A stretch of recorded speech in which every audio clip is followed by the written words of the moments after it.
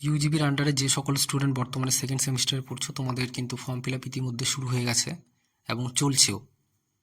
তো তোমাদের যে ফর্ম ফিল আপ করার পর যে হার্ড কপি, সেটি কলেজে জমা দেওয়ার পর নেক্সট স্টেপ কীভাবে তোমাদের এই ফর্মটাকে সাবমিট করা হয় এবং অ্যাডমিট কার্ড তোমাদের তৈরি হয়, তো সেই প্রসেসটাই আজকে আমি তোমাদেরকে দেখাবো। তো আমাকে এই জন্য আসতে হবে UGBexam.net-এ এবং এখানে যে প্রথমে লেখা আছে FYUGP নিউ, সেখানে আমাকে ক্লিক করতে হবে এবং তোমাদের রেজিস্ট্রেশন ইয়ার যেহেতু 25-26, সেক্ষেত্রে আমাকে এই নিউটাতে ক্লিক করতে হবে। নিউতে ক্লিক করার পর দেখো সেমিস্টার 2, সেখানে আমি ক্লিক করব। ক্লিক করার পর দেখো কলেজ লগ ইন, তারপর ক্যান্ডিডেট লেখা আছে। তোমরা যখন ফর্ম সাবমিট করবে তোমাদের ক্যান্ডিডেটে ক্লিক করতে হবে।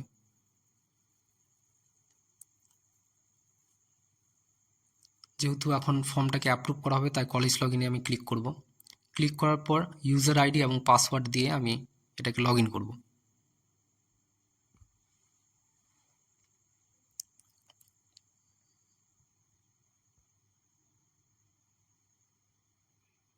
লগ ইন হয়ে গেলে আমার সামনে এরকম একটা ড্যাশবোর্ড খুলে যাবে।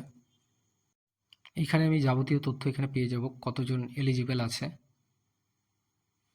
এবং কতজন এখন অবধি ফর্ম সাবমিট করেছে।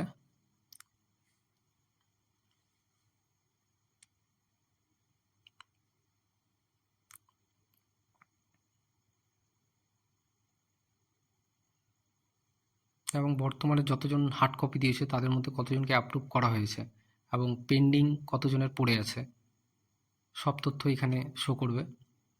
এরপরে আমি কলেজ অ্যাপ্রুভালে ক্লিক করব।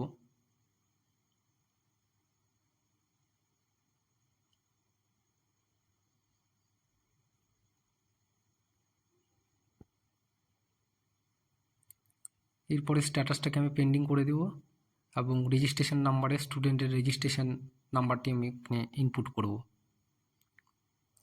তারপর সার্চের অপশানটাতে ক্লিক করব।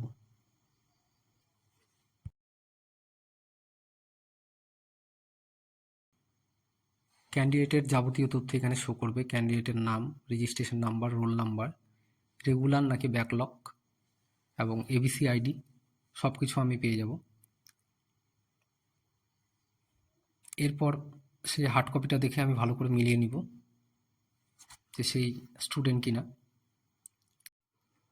এরপর যে অ্যাপ্রুভাল লেখাটা আছে সেখানে ক্লিক করে ওকে করে দেব। তাহলে সেই যে স্টুডেন্ট, তার অ্যাডমিট কার্ডটা জেনারেট হয়ে যাবে এবং সময় মতো তার অ্যাডমিট কার্ড সে ডাউনলোড করতে পারবে।